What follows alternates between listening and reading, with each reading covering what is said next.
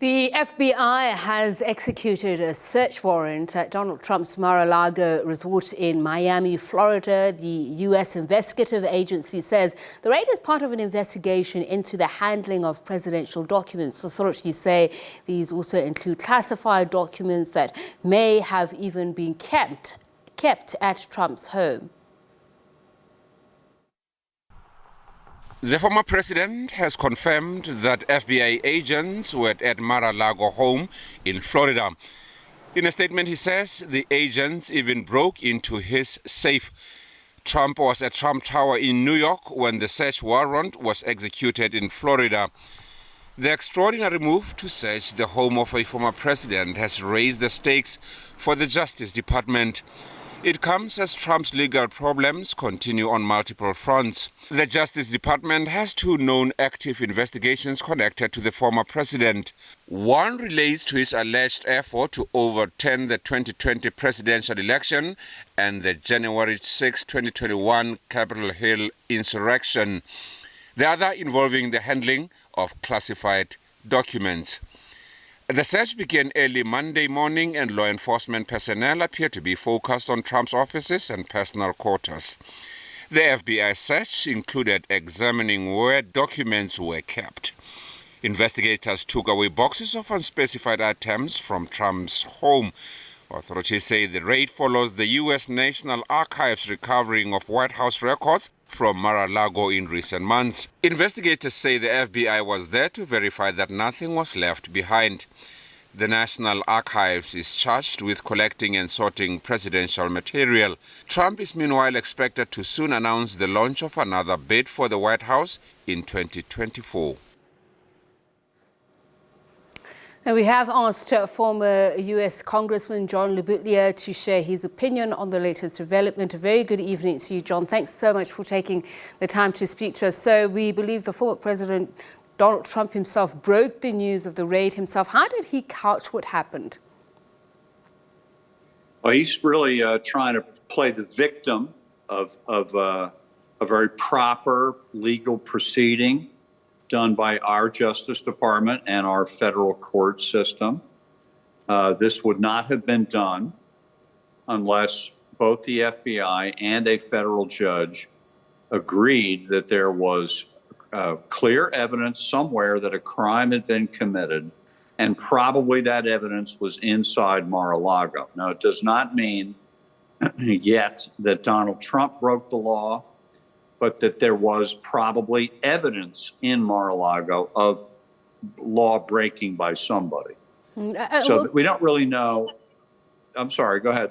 No, I was going to say we'll look at what the feds were looking for in just a moment, but I just want to also quickly look at how it went down. I believe that the Secret Service were informed before to facilitate access, and that there were certain areas that they were focused on where Donald Trump is believed would have done business. Is this correct?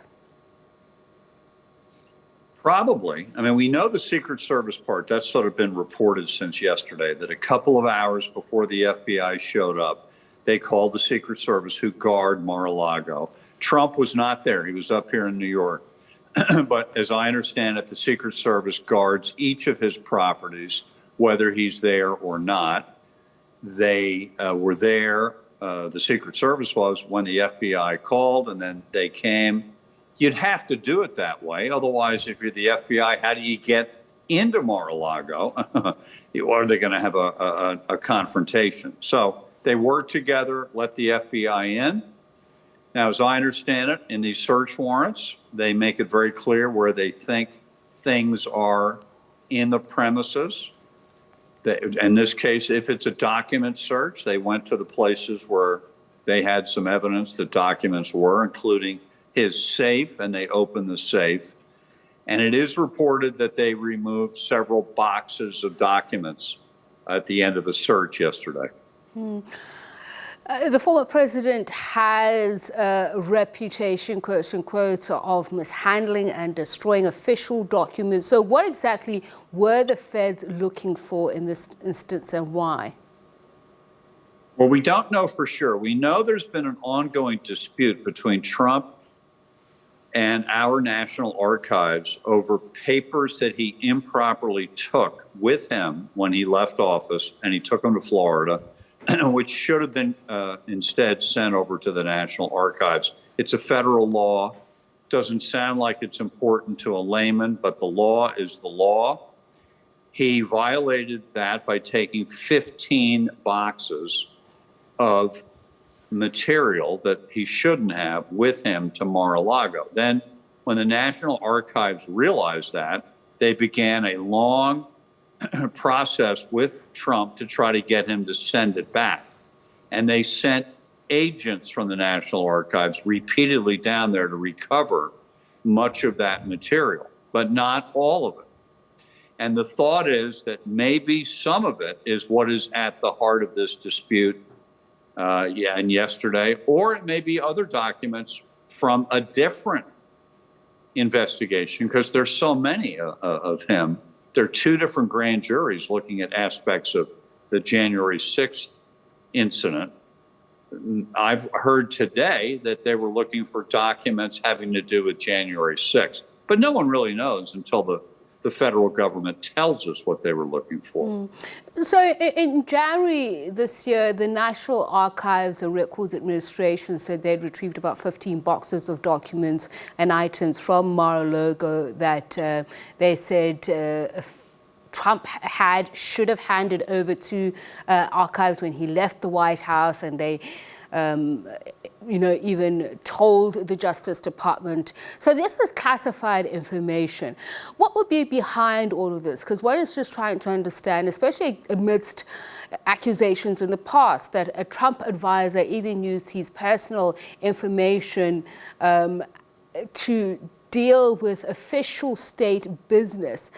So is there a lack of understanding on how to deal with classified information? What is classified information, et cetera, et cetera?